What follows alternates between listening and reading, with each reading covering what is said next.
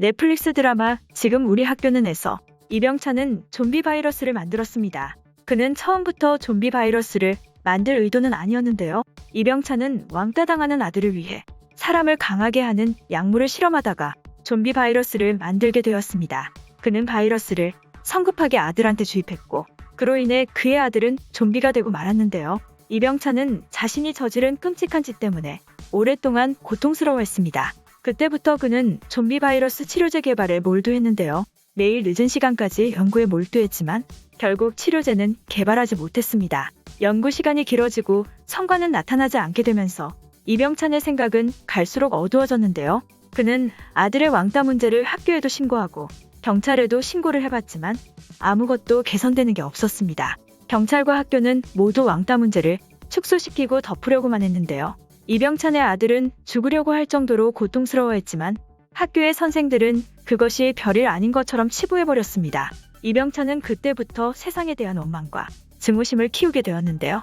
그에게 세상의 모든 사람들은 악마로 보일 뿐이었습니다. 이병찬의 아들이 죽으려는 선택을 할 정도로 고통을 당할 때 그 누구도 그를 도와주는 사람이 없었는데요.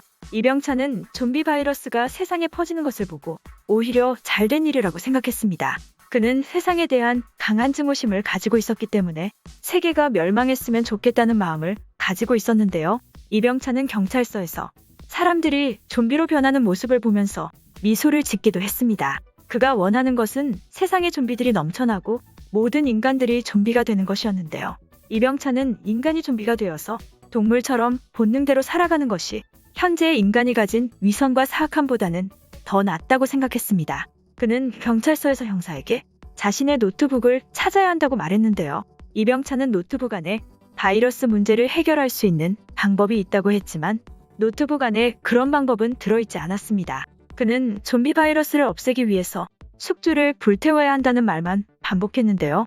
이병찬은 형사에게 좀비 바이러스에 대한 모든 것을 말해주지 않은 것 같습니다.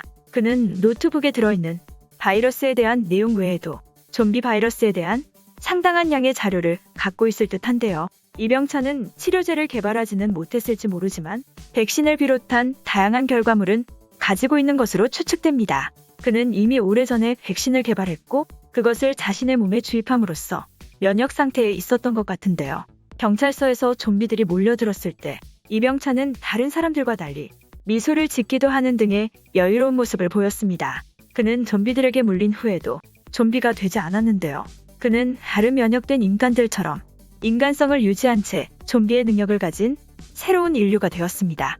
이병찬은 오랫동안 좀비 바이러스를 연구하면서 정신적으로 문제가 있었던 것 같은데요. 그는 노트북에 있는 영상에서도 정신병적인 행동을 하곤 했습니다. 이병찬은 인간이 좀비가 되는 것이 오히려 인간의 내면에 있는 본성대로 살 수 있는 올바른 방법이라고 생각할 정도로 좀비 바이러스에 대한 이상한 집착을 하고 있었는데요. 그는 처음부터 온 세상의 바이러스가 퍼지는 것이 목적이었던 것 같습니다. 이병찬은 백신을 가지고 있었기 때문에 자신이 좀비가 되지 않을 것을 알고 있었는데요. 그는 면역된 상태로 남아있으면서 다른 모든 인간을 좀비로 만들고 그렇게 세상이 멸망해가는 것을 원했던 것이 아닐까 추측됩니다. 이병찬은 좀비 바이러스를 만든 사람으로서 누구보다 바이러스에 대해서 잘 알고 있었는데요. 그는 마음먹기에 따라서 전 세계에 좀비 바이러스를 퍼뜨릴 수도 있었으며 면역된 인간들을 대량으로 만들어낼 수도 있었습니다. 이병찬의 목표는 자신 혼자서만 면역된 인간으로 남아있으면서 전 세계의 바이러스를 퍼뜨리는 것이라고 생각되는데요.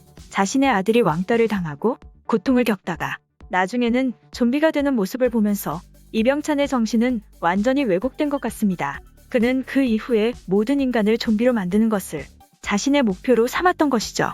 이병찬은 면역된 인간으로 남아있으면서 본격적으로 인간과의 전쟁을 시작할 것으로 여겨집니다. 그는 자신과 같은 면역된 인간을 추가적으로 만들 수도 있기 때문에 군대와 같은 조직을 구성할 수도 있을 듯한데요. 이병찬도 면역된 인간이기 때문에 폭격을 피해 살아남았을 것 같습니다. 그는 몇 달 동안 모습을 드러내지 않은 채 숨어서 지내면서 전 세계의 좀비 바이러스를 퍼뜨릴 방법에 대해서 고민할 듯한데요. 좀비 바이러스에 미쳐있는 이병찬은 모든 인간이 좀비로 변해야만 세상의 정의가 실현된다고 믿고 있었습니다. 그는 세상 전체를 악이라고 규정하고 좀비 바이러스가 퍼져서 전 세계가 좀비로 들끓는 것이 선이라고 생각할 듯한데요. 이병찬은 그를 뜬 신념에 사로잡혀서 자신이 마치 세상을 구원하는 구원자라도 된 것 마냥 행동할 것 같습니다. 그는 아들을 외면하는 사람들을 보면서 사람들 전체가 뿌리부터 썩어 있다고 믿고 있었는데요. 이병찬은 좀비 바이러스를 퍼뜨리고 인간들이 좀비로 변하는 것이 오히려 사회의 악을 없애고 사람들을 구원하는 일이라고 판단할 것으로 보입니다. 그는 자신의 목표를 실현하기 위해서 끔찍한 작전을 꾸밀 듯한데요. 물론 어디까지나 뇌피셜이긴 하지만 이병찬이 형사에게 거짓말을 했다는 점과 그가 바이러스에 면역되어 있다는 점에서 이병찬이 면역된 상태로 남아있으면서 세상에 좀비 바이러스를 퍼뜨릴 작전을 꾸미는 것이 아닐까 추측됩니다. 다음 시즌이 기다려지네요.